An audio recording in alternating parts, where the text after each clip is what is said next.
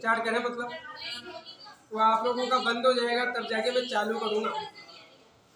अरे दीदी आप ने बंद कर दो। अभी सर हिस्ट्री वाले नहीं पढ़े हम, इनको सबको बंद कर दो अभी आप लोग। राजस्थान पढ़ रहे हैं, क्या पढ़ रहे हैं? राजस्थान। इस राजस्थान के अंतर्गत हम लोगों ने काफ़ी सारी चीज़ें पढ़ ली है। 2 दिन हो गए हमें बातें करते करते, आज ये तीसरी क्लास होगी।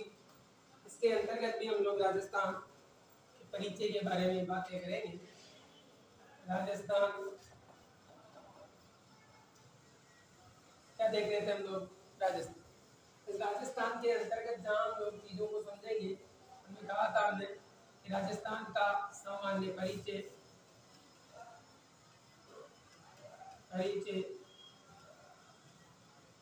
सामान्य परिचय के साथ हम लोग प्राचीन के साथ ऐतिहासिक परिचय की हम लोगों ने बातें की थी। कौन सा परिचय देखेंगे? सामान्य परिचय,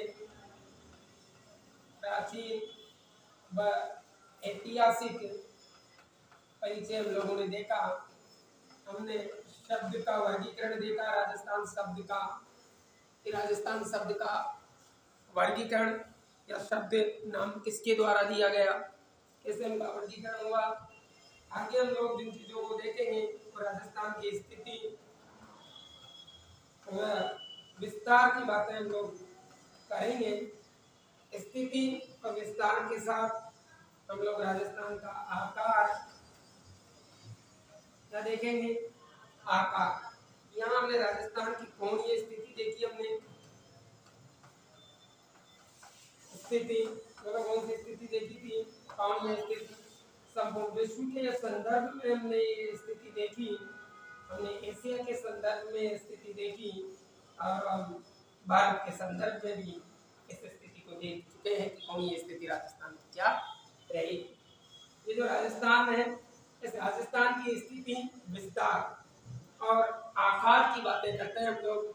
जहाँ हम लोग राजस्थान के आकार की बातें करते हैं, आकार की, मात्र राजस्थान का आकार कैसा होगा, तो आकार के बारे में यदि हम नाम दें तो राजस्थान के आकार का निर्धारण मूल रूप से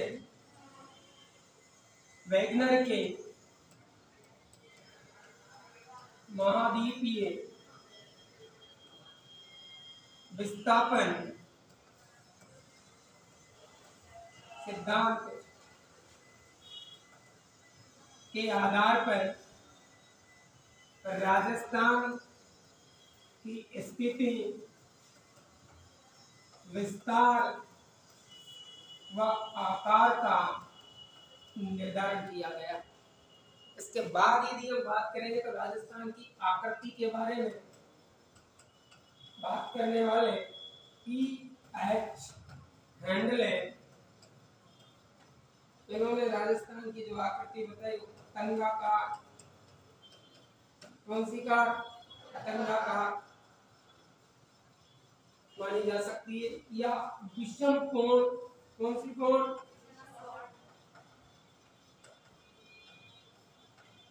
चतुर्भुजाकार हो सकती है, रोम्बस अंग्रेजी के अंदर तो पतंगाकार ही हो सकती है। इस आकृति के आकार के बारे में हम राजस्थान की बात करें, आकार के साथ साथ हम लोग यदि क्षेत्रफल को भी देखेंगे, इसको देखेंगे क्षेत्रफल को,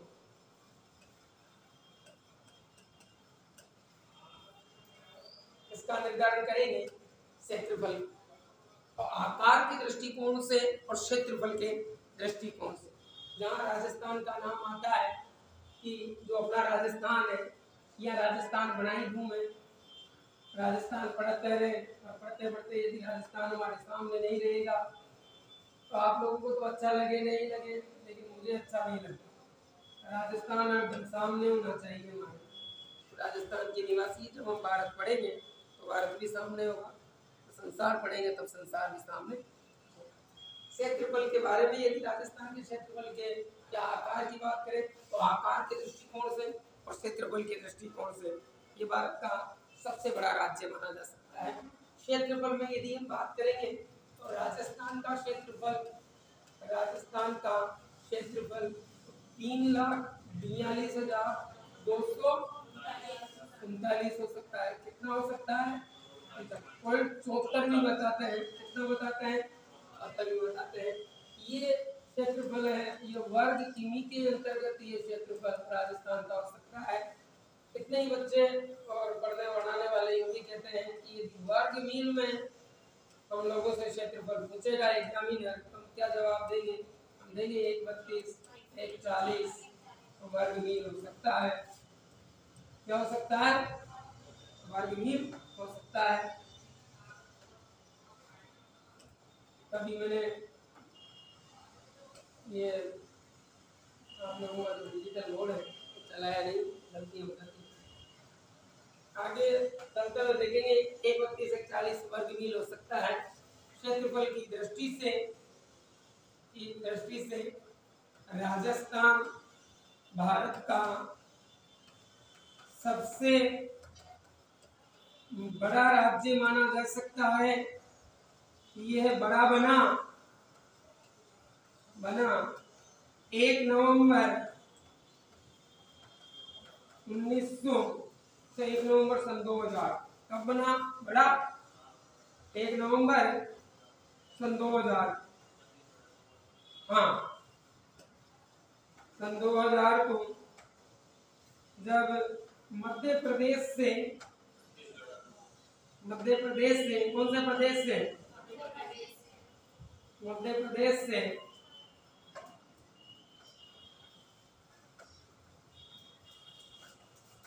से छत्तीसगढ़ अलग हुआ। कौन सा गढ़ अलग हुआ? छत्तीसगढ़ अलग हुआ और क्षेत्रफल की दृष्टि से सबसे बड़ा बन गया। सबसे बड़ा बन गया। लेकिन जनसंख्या के दृष्टिकोण से बात करेंगे तो ये बातों 2011 की जनगणना के आधार पर ये 8वां बड़ा था। 2 जून 2014 के बाद यदि तेलंगाना का गठन आंध्र प्रदेश से हुआ तो मूल रूप से 7वां बड़ा राज्य। जिस समय सन 2000 के अंतर्गत छत्तीसगढ़ बना था उसी समय झारखंड और उत्तराखंड का भी निर्धारण हुआ, वो भी राज्य बने। क्षेत्रफल के दृष्टिकोण से यदि हम प्यारे बच्चों बातें करें तो अपना राजस्थान इजराइल से 17 गुना बड़ा है। ब्रिटेन से कितना गुना बड़ा? 2 गुना। और श्रीलंका से 5 गुना बड़ा माना जा सकता है। यदि हम आगे बातें करें तो अपना जो राजस्थान है वो मूल रूप से नॉर्वे, जापान, जर्मनी, कौन सी? नॉर्वे, जापान, जर्मनी, नीदरलैंड, बहुत सारे देश हैं जिनके लगभग ये बराबर माना जा सकता है। विश्व के 128 देश ऐसे बताए हैं जो लगभग राजस्थान से छोटे हैं। बड़े बच्चों छोटे हैं। ये आकार के दृष्टिकोण से कभी कभी ऐसा प्रश्न बन जाता है। फिर हम राजस्थान को जब आगे बढ़ाएंगे तो प्रत्येक जिलों को देखेंगे और राजस्थान के कुछ जिले ऐसे हैं जिनकी आकृति है वो विशेष तौर से राजस्थान में पूछी जाती है। कोई भी बच्चा हो आप लोगों में तैयारी करने वाला, चाहे वो ग्रेड की करता है या फिर अभी चतुर्थ श्रेणी कर्मचारी या पटवार पढ़ता है, यहाँ से पूरा बताया जाएगा आप लोगों को। बाहर नहीं जाएगी चीजें, आगे बढ़ा दें कुछ चीजों को। सुन रहे हो ना ध्यान से? बहुत अच्छे बच्चे सब ध्यान से सुन रहे हैं।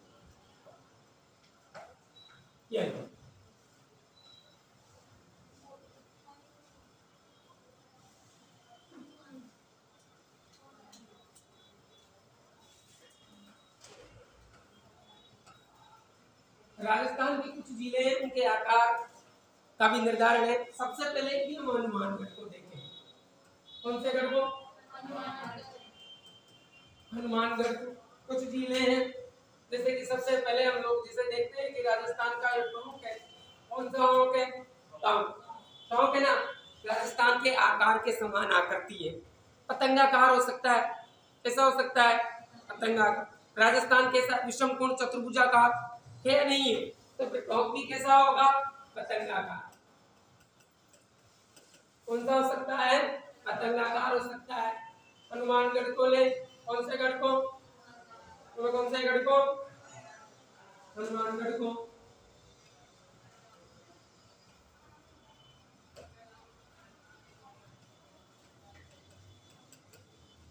हनुमानगढ़ को ले तो सोफे के समान, किसके समान? सोफे के समान, या अंग्रेजी के एल अक्षर के समान, या कुर्सी के समान। कैसा हो सकता है भाई?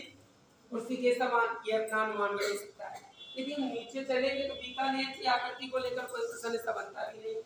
और नीचे चले तो जैसलमेर। बोलो कौन सा मेर? बोलो कौन सा मेर?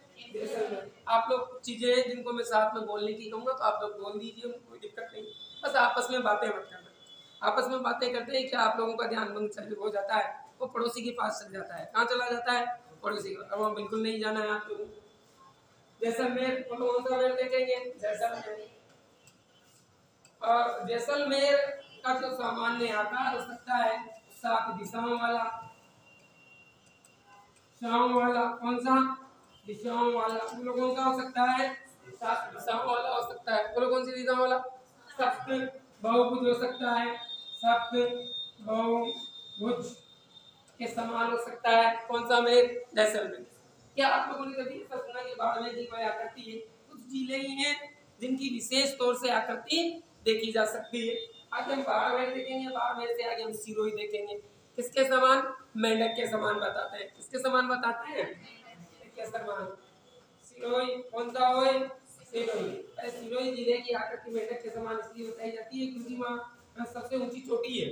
सबसे ऊंची चोटी है सिरोही के अंतर्गत माउंट आबू। और माउंट आबू के अंतर्गत यदि हम लोग जाएंगे तो गुरु शिखर। कौन सा शिखर?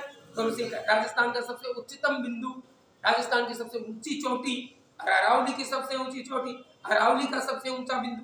कोई से भी तरीके से हम लोगों से पूछे तो हमारा जवाब एक ही रहेगा। और वो जवाब क्या रह सकता है? गुरु शिखर हो सकता है। इसी के साथ ये हम लोग देखेंगे तो वहाँ माउंट आबू के अंतर्गत, कौन से आबू के अंतर्गत? माउंट आबू के अंतर्गत। और माउंट आबू के अंतर्गत नक्की झील पाई जाती है। और नक्की झील के दायरे के अंतर्गत कुछ चट्टानें दिखाई देती है जिन्हें हम हॉर्स पैरेट आकार की, तोते के जैसी, घोड़े के जैसी, टॉड रॉक, नन रॉक, नाम सुना होगा ना आप लोगों ने? सुना ही नहीं सुना? इस आकार की या इस आकृति की हमें वहाँ चट्टानें मिल सकती है। लेकिन अभी हम जिले की बात कर रहे हैं। किसकी बात कर रहे हैं? जिले की। तो जिले का आकार कैसा हो सकता है? मेंढक के जैसा। बोलो कैसा हो सकता है? मेंढक के समान। बोलो किसके समान हो सकता है? मेंढक के समान। किसके समान हो सकता है? मेंढक के समान। किसकी आकृति? सिरोही जिले की आकृति। एक जालौर। कौन सा जिला आएगा? जालौर। तो कौन सा और आएगा? जालौर। जालौर। कौन सा और? जालौर। और जालौर जिले की जो आकृति हो सकती है वो कैसी हो सकती है? बोलो कैसी हो सकती है? वह मछली के समान। बोलो किसके समान हो सकती है? वेल मछली। और वेल मछली भी कौन सी? जो समुद्र में गोता लगा रही हो अंदर। कहाँ जा रही है? अंदर समुद्र में। वेल मछली के समान या समुद्र में गोता खाती हुई मछली के समान। किसमें? समुद्र के अंतर्गत। जाते हैं ना कहीं ना कहीं स्विमिंग पूल में नहाने जाते हैं तो किनारे पकड़े हो जाते हैं, फिर मछली की तरफ घुसते हैं। तो वेल मछली के अंतर्गत उल्टी मछली या फिर गोता लगाती हुई मछली के समान जालौर जिले की आकृति हो सकती है। बोलो जालौर जिले के आगे कौन सा हमने देखा? उदयपुर। कौन सा? सिरोही पढ़ दिया हमने, फिर उदयपुर को देखेंगे। बोलो कौन सा? बोल उदयपुर। बोलो कौन सा जिला? उदयपुर। और उदयपुर की जिले की जो आकृति हो सकती है वो ऑस्ट्रेलिया के समान। किसके समान? ऑस्ट्रेलिया। ऑस्ट्रेलिया नाम सुना है? क्या है ऑस्ट्रेलिया? देश है। क्या है? देश। एनसीईआरटी कहती है ये तो देश है। महाद्वीप तो वो है कौन, ऑस्ट्रेलिया। कितने देशों का समूह है, 22 देशों। तो उदयपुर की आकृति कैसी हो सकती है, अरे बोलो किसके जैसी हो सकती है, ऑस्ट्रेलिया के समान। किसके समान, ऑस्ट्रेलिया के समान। आगे देखेंगे उदयपुर से एक जमाना था जब अलग हुआ 10 अप्रैल 1991 को, और जिले का नाम क्या था, राजसमंद। कौन सा संबंध, राजसमंद। पर अपना तो राजसमंद है, कौन सा संबंध है, राजसमंद। कौन सा संबंध, राजसमंद। राजसमंद, और राजसमंद जिले की जो आकृति हो सकती है तिलक, किसके समान हो सकती है, तिलक के समान। बोलो किसके समान हो सकती है, तिलक। राजसमंद से आगे चलेंगे तो कौन सा जिला आ जाएगा, अच्छा फिर चित्तौड़ आएगा। कौन सा और आएगा, और कौन सा और, चित्तौड़। बोलो कौन सा जिला आ जाएगा, चित्तौड़ जिले की मुख्य भाग की आकृति और अन्य गौण भाग की आकृति। क्योंकि राजस्थान के 2 जिले हम पढ़ते हैं कि राजस्थान के 2 जिले, एक अजमेर है, बोलो कौन सा मेर, अजमेर, अरे एक है चित्तौड़। बोलो कौन सा और, चित्तौड़। ये 2 जिले ऐसे हैं जो 2 भागों में बटे हैं, 2 भागों में बटे हैं। ये जिले वो हैं जो अपनी सीमा रेखा को एक बार प्रारंभ करते हैं। क्या करते हैं, एक बार प्रारंभ करते हैं और फिर दोबारा उस सीमा रेखा को समाप्त कर देते हैं। फिर अपना अजमेर हो सकता है, फिर उससे टूटा हुआ ये क्षेत्र 2 भागों में, समझ गए ऐसे। तो कितने भाग हो सकते हैं, 2। राजस्थान के 2 जिले ऐसे हैं, तो कितने भागों में बटे हैं भाई, 2 भागों में। बोलो कितने भागों में, 2 भागों के अंतर्गत बटे हैं। कितने भागों में बटे हैं, 2 भागों। तो हम चित्तौड़ की बातें करें तो एक भाग की आकृति है घोड़े के नाल के जैसी, किसके जैसी, घोड़े के नाल के समान, और एक इल्ली के समान। किसके समान, इल्ली के समान। बोलो कौन हो सकता है, चित्तौड़। बोलो कौन सा और हो सकता है, चित्तौड़। चित्तौड़ के आगे चलेंगे तो हमने बताओ क्या भीलवाड़ा की आकृति पढ़ी है क्या आप लोगों ने। ऐसा कोई जिला नहीं है जिसकी आकृति नहीं, ऐसा कोई जिला नहीं है जिसकी आकृति नहीं है। प्रत्येक संपूर्ण भूखंड के अंतर्गत, पूरी धरा के अंतर्गत, अपना राजस्थान रानी नहीं है, पूरा विश्व है और सभी चीजों की आकृति है। ऐसा कोई इकाई नहीं है जिसकी आकृति नहीं हो। लेकिन राजस्थान के कुछ विशेष जिले हैं जिनकी आकृति को लेकर प्रश्न बन जाता है और हमें वो याद रखना है, ज्यादा पीछे पढ़ना नहीं है। आगे देखेंगे तो जिलों के अंतर्गत ही हम लोग करौली को देखेंगे। किसको देखेंगे, करौली को। बोलो किसको देखेंगे,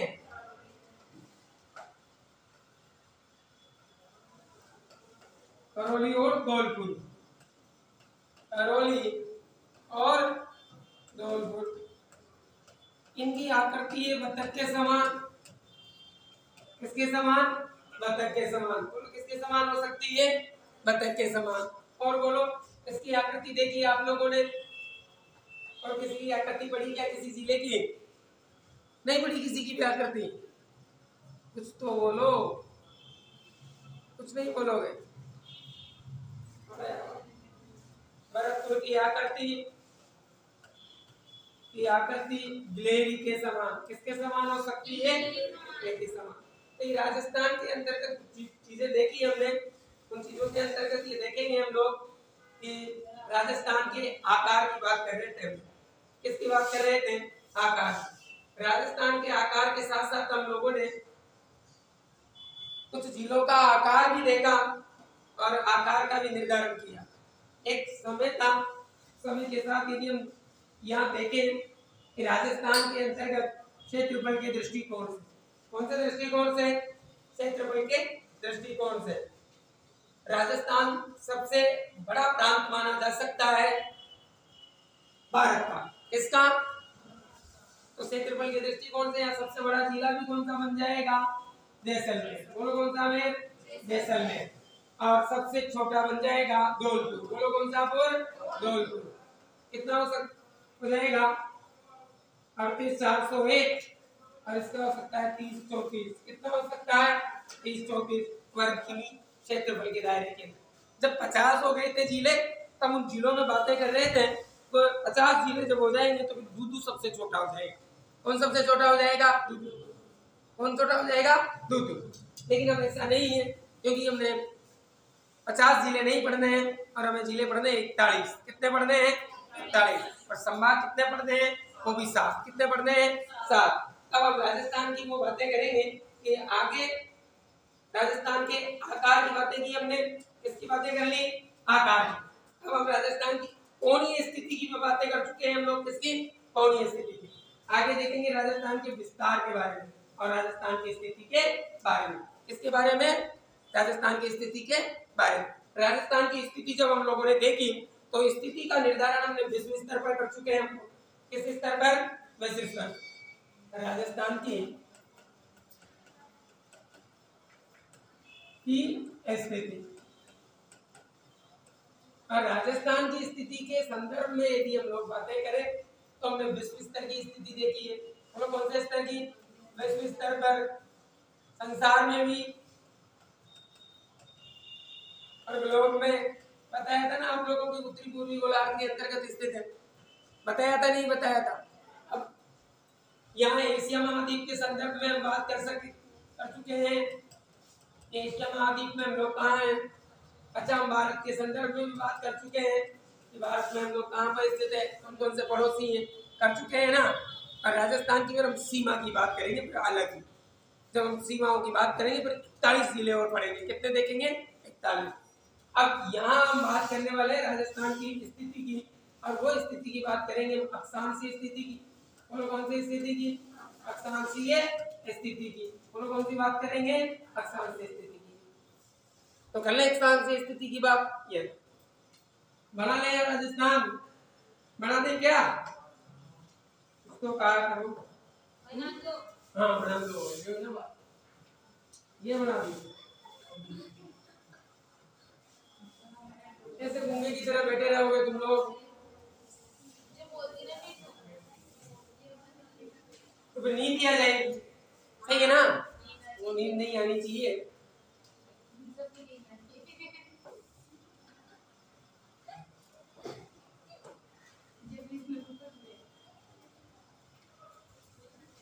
नींद आ रही थी।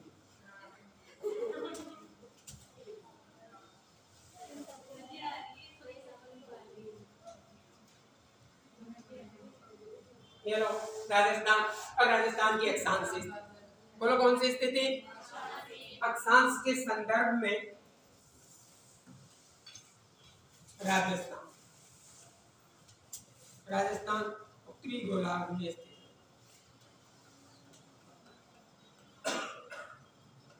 बोलो कौन से गोलार्ध में है? अक्षांश के संदर्भ की बात की है हमने। राजस्थान की स्थिति अक्षांश और देशांतरीय दृष्टिकोण से दोनों से देखेंगे तब जाके राजस्थान उत्तरी पूर्वी गोलार्ध में होगा। एक ही शब्द में कहेंगे तब कि राजस्थान कौन से गोलार्ध में? उत्तरी पूर्वी। लेकिन अक्षांशीय स्थिति के संदर्भ में राजस्थान कौन से गोलार्ध में? केवल क्या बताएंगे? उत्तरी गोलार्ध। बोलो कौन से गोलार्ध में? एकदम करेक्ट है कि राजस्थान के अक्षांशीय स्थिति की यदि हम बात करें और उत्तरी गोलार्ध में स्थित है। राजस्थान की अक्षांशीय स्थिति 23 डिग्री 3 उत्तरी अक्षांश से 30 डिग्री 12 उत्तरी अक्षांश।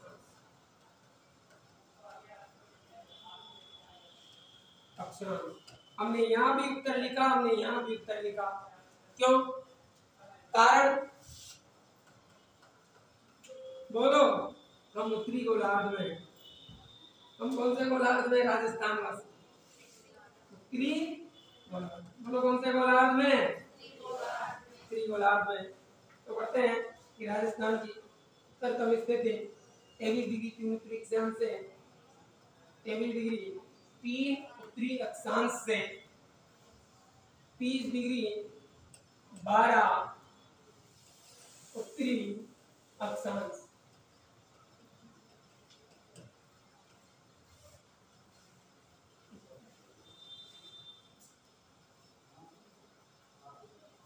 तेईस 30 नहीं है ना, वो कर्क रेखा है। अभी लिखेंगे। तो राजस्थान की अक्षांशीय स्थिति कितनी हो सकती है?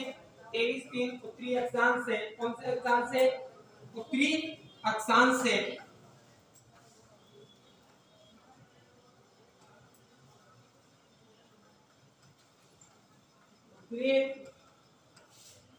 अक्षांश राजस्थान की स्थिति हो सकती है। यदि हम लोग ये देखें कि राजस्थान का अक्षांशीय अंतर कितना है,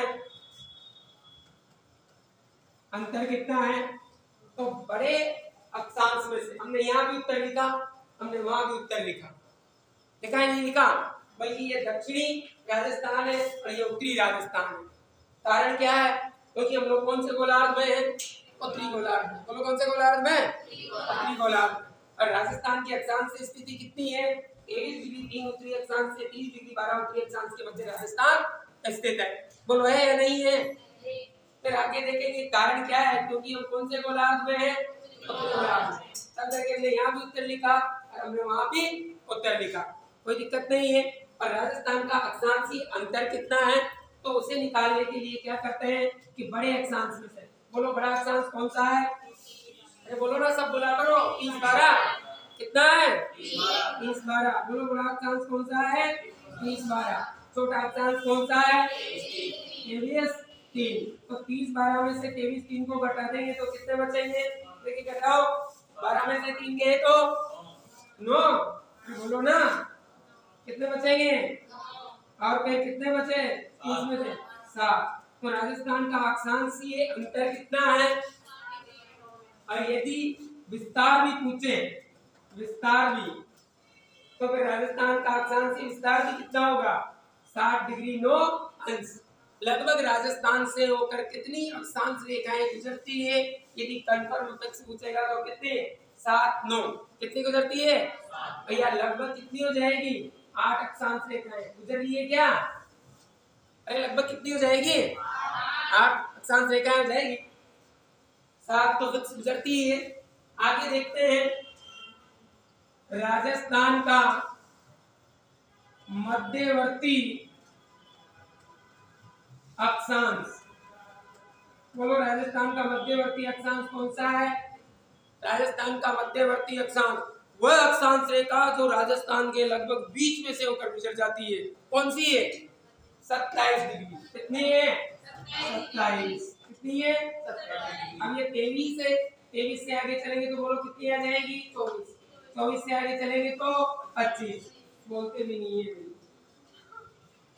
कितनी है, 25। फिर आगे चलेंगे तो 26 से आगे चलेंगे तो 27, बोलो कौन सी है, 27।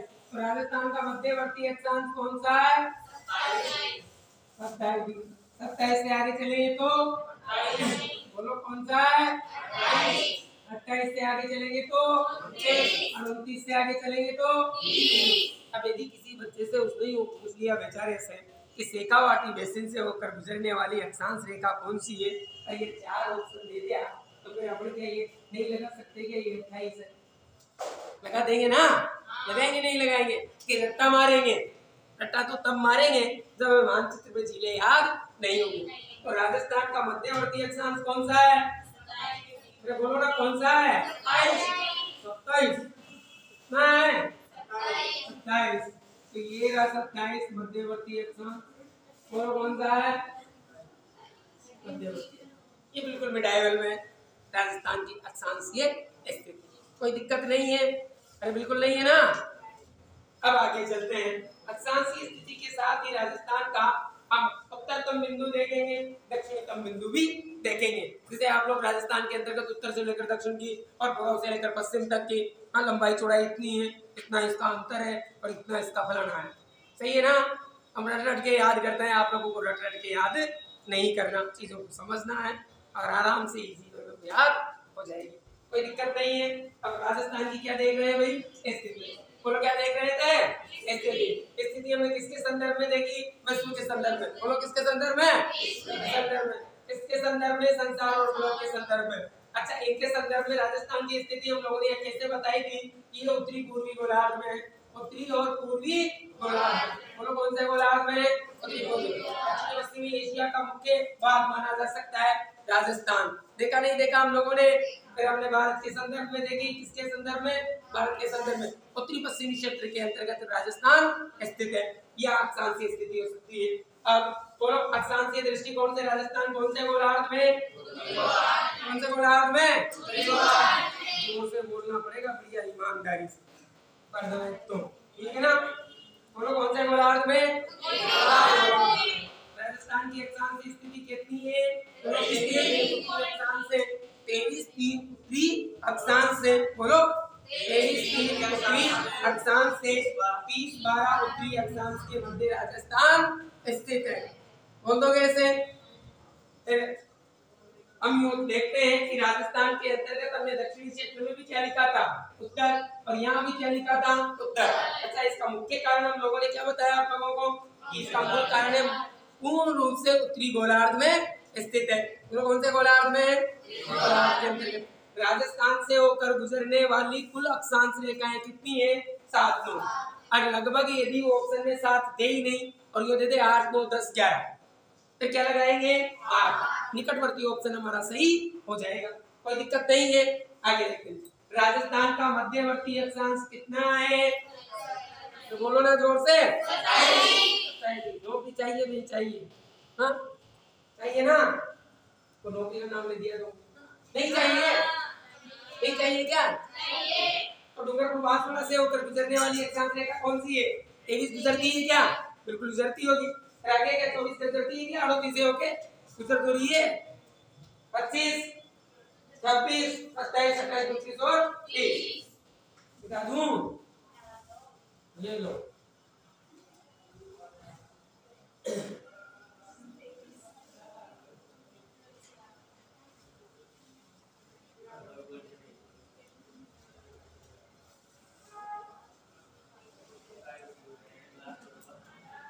ये राजस्थान, और राजस्थान के अंतर्गत अभी अक्षांशीय विस्तार की बात कर रहे हैं। किसकी बात कर रहे थे? अक्षांशीय। राजस्थान का उत्तरतम अक्षांश, बोलो कौन सा है प्यारे बच्चों? उत्तरतम अक्षांश राजस्थान का दक्षिणी तम अक्षांश। बोलो ना, इतने दिनों से नहीं पढ़ रहे हो मुझे आप लोग। राजस्थान का उत्तरतम अक्षांश कौन सा है? 30-12। Very good. कितना है? 30-12। राजस्थान का दक्षिणतम अक्षांश कौन सा होगा? 30-3। बहुत बढ़िया है, मेरे से ज्यादा जानते हो, फिर क्या टेंशन। सही है ना? हो गया? वैसे भी पूछ सकते हैं। राजस्थान का उत्तरतम बिंदु, राजस्थान का उत्तरतम बिंदु और राजस्थान का दक्षिणतम बिंदु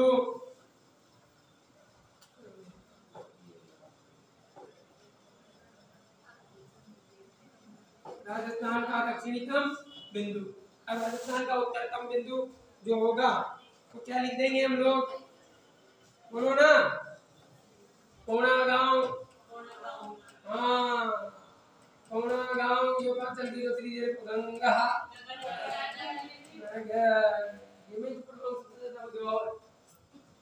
कोना गांव गंगानगर। बोलो कौन सा नगर? राजस्थान का उत्तरतम बिंदु कौन सा हो जाएगा? कोना गांव गंगा नगर। बोलो कौन सा नगर? कोना गांव। राजस्थान का दक्षिणतम बोरकुंड बांसवाड़ा कौन सा है?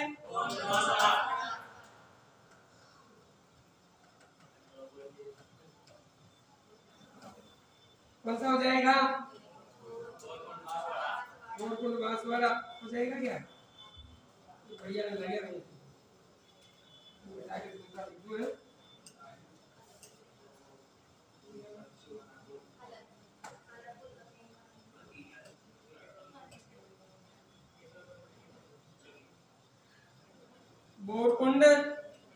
कौन सा कुंड?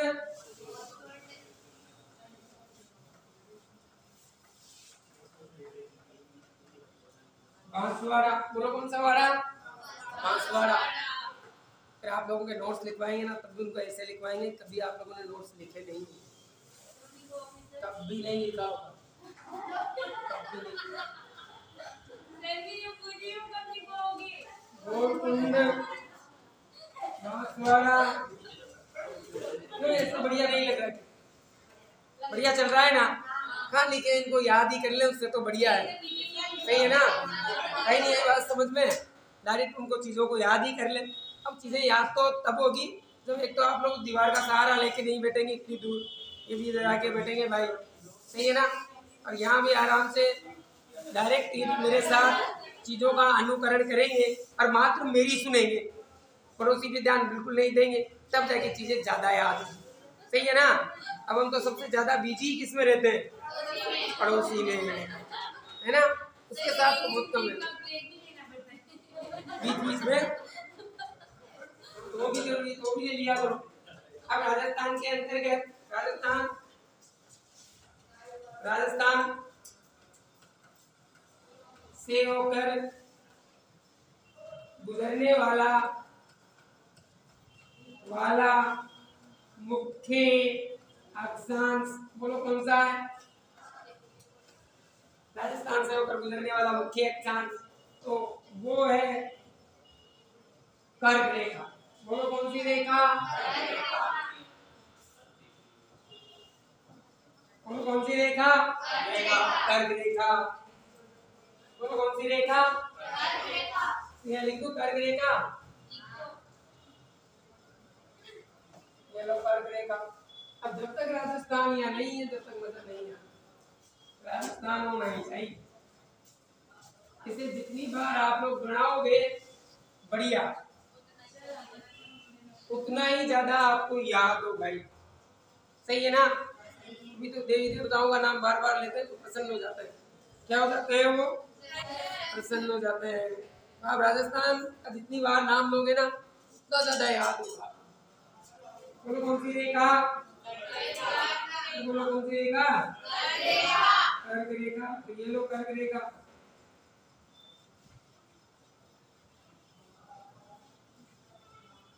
कर्क रेखा, बोलो कौन सी रेखा?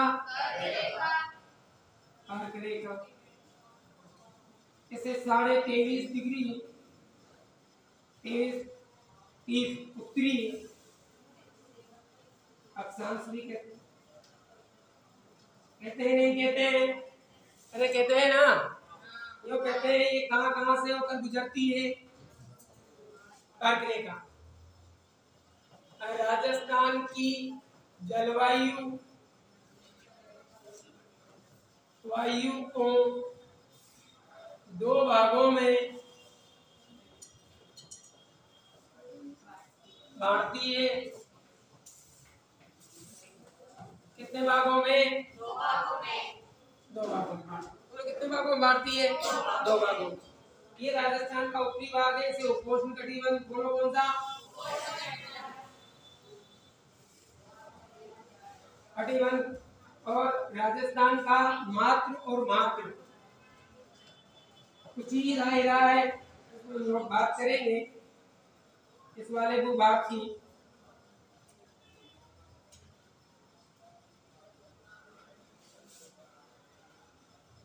उष्ण कटिबंध। कौन सा कटिबंध?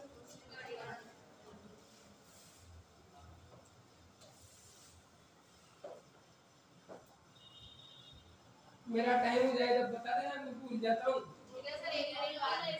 ये लो आप बात कर भी दिया। कौन सा वर्ग? उष्ण कटिबंध। अब कहते हैं कि ये कर्क रेखा है, राजस्थान की जलवायु को दो भागों में बांटती है। ये उष्ण कटिबंध नहीं है। उपोष्ण लिखूं क्या लो ना? उपोष्ण कटिबंध ये उत्तरी राजस्थान के अंतर्गत यहाँ सर्वाधिक मिलेगी। नहीं मिलेगी? सर्वाधिक राजस्थान में मिलेगी। और यहाँ क्या है? उष्ण कटिबंध। बोलो कौन सा कटिबंध? उष्ण कटिबंध न्यूनतम क्षेत्र के अंतर्गत एक तो डूंगरपुर का चीखली गांव और बांसवाड़ा का कुंभलगढ़ से बांसवाड़ा का कौन सा दक्षिण के क्षेत्र के अंतर्गत लगभग इसके अंतर्गत बांसवाड़ा का थोड़ा ज्यादा क्षेत्र आ जाता है तो मध्य बांसवाड़ा कहते हैं हम लोग क्या कहते हैं ये थोड़ा ज्यादा क्षेत्र आ जाएगा यो कहते हैं कि इस क्षेत्र की इस कोने से लेकर उस कोने तक इसकी जो कुल लंबाई होगी कर्क रेखा की राजस्थान में कुल लंबाई तो वो 26 किमी हो सकती है कितने किमी 26 किमी हो सकती है बोलो कितना किमी हो सकता है शहरों से होकर कितने जिलों से होकर गुजरती है तो 2 जिलों से एक का नाम डूंगरपुर है और एक का नाम बांसवाड़ा है बोलो कौन सा वाड़ा है बांसवाड़ा है सही है ना इसी कर्क रेखा के प्रभाव के कारण हम लोग कहते हैं कि सूर्य यदि यहाँ इस कर्क रेखा पर सीधा चमकता है तो सूर्य की सीधी किरणें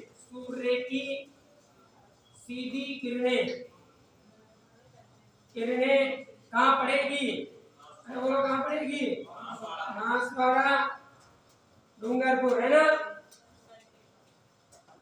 और सर्वाधिक तिरछी ये भी पढ़ते हैं वहां गंगानगर में कहाँ पड़ती है गंगानगर के अंतर्गत पूर्व कहाँ पड़ती है गंगानगर के अंतर्गत पूर्व कहाँ पड़ती है लेकिन हम ऐसे नहीं पढ़ेंगे हम देखेंगे कि जैसे जैसे हम लोग दक्षिणी राजस्थान से उत्तरी राजस्थान की ओर चलते जाएंगे वैसे वैसे सूर्य की किरणों का तिरछापन बढ़ता जाएगा तिरछापन बढ़ता हुआ चला जाएगा कोई दिक्कत नहीं है ये राजस्थान की एग्जाम से स्थिति देखी हमने कौन सी स्थिति देखी मध्यवर्ती एग्जाम कौन सा था कौन सा था चलो और दोबारा बातें करेंगे हम लोग और राजस्थान को इसे गहनता से बढ़िया पढ़ते चलेंगे इतनी देर तक आप लोगों ने मेरा साथ दिया उसके लिए आप लोगों को बहुत बहुत धन्यवाद जा रहा हूँ है ना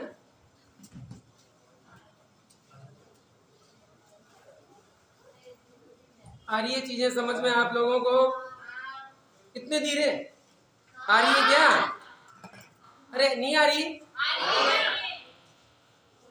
कल देखेंगे अगर ना ये कैसे रुकेगा तो कैसे रोक देना